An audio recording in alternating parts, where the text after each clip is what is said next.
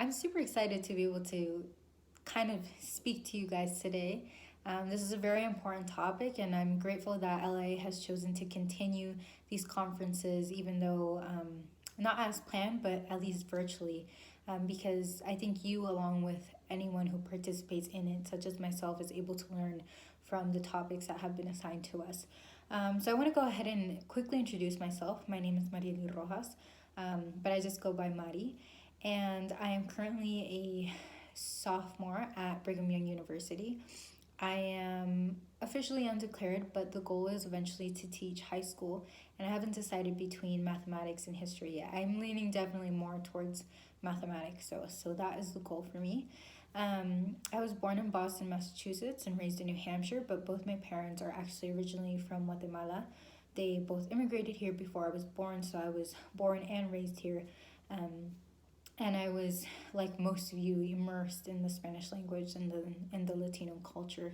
Um, I am currently part of a nonprofit organization called Puente, where I help educate Latino parents on how they can help their kids achieve higher education. And I'm really grateful for organizations like Puente, like LIA, that help me feel like as a Latina, I have something to contribute to the community, just like each one of you does, definitely. So, with that being said, I want to go ahead and just start right away on the topic of diversity. Now, this is a huge, super broad topic that can be talked about for hours and hours, but I'm not going to do that.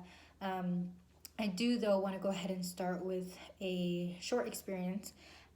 So, my freshman year here at BYU, I didn't know anybody. I came from the East Coast and I didn't know anyone here in Utah. And so I was at some gathering activity thing, and I was kind of sitting off by myself. And a guy came and sat next to me and started talking to me. And I was like, oh, this is super nice of him, to kind of reach out to me so I don't feel so alone. And he came up, sat next to me, and we introduced ourselves. And one of the questions that he asked me was, oh, are you Latina? And I was like, yeah, I am, and he said, so are you here legally? And that is a question that is obviously could be taken very offensively. That could be considered racist. That could be just not taken the right way. And that definitely was my first impression, was why would anybody ever ask me that, and why is that important in the conversation that we're having? And so I want you to just think for a moment the ways that you could react. Now, obviously, I think rightfully so, I was offended. I thought, why is that something that he asked me? And on the other hand, I thought, well, maybe he just doesn't understand that that's not something that you ask. And so what I decided to do was just kind of to tell him, like, hey, look, I was born in Boston, raised here. I am American. However, I want you to know that that is a question that you never ask. It is never an appropriate time to ask that question to anybody. And he was just kind of taken back, and he was like, oh my goodness, I'm so sorry. I didn't mean for that to be offensive in any way, shape, or form. And I was just like, no, it's fine, and we kind of parted ways, and that was that.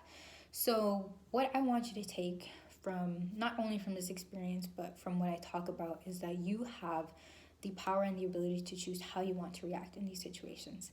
And as a Latina, it is very important for me to act in a professional manner, and not just as a Latina, but as a person, because we want to be professional. We want to be taken seriously. We want to be respected. And in order to be respected, I think it's very important that we respect other people, and that we need to understand that not everybody is familiar with diversity and with different cultures, and maybe with knowing what is appropriate at what time. And so from that, I just want you to remember that when these situations do come up, which they will, it is something that, I'm clearly not white, not Caucasian, and I look like I am a different nationality or race. And so these situations unfortunately come up more often than not, or maybe not more often than not, but they will come up. It's not a matter of of if they come up, but when they do. And when they do, I want you to remember that you have the power to react in a positive way, in a respectful way, in which we can help educate other people about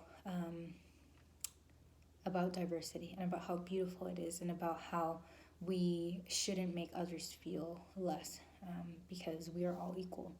And that is true in the workplace, that is true in school, that is true in any setting. And hopefully that's what you're able to take from this short experience. And so I hope that you were able to learn something. And thank you again for taking the time to listen to me. And I hope that you enjoy the rest of the conference.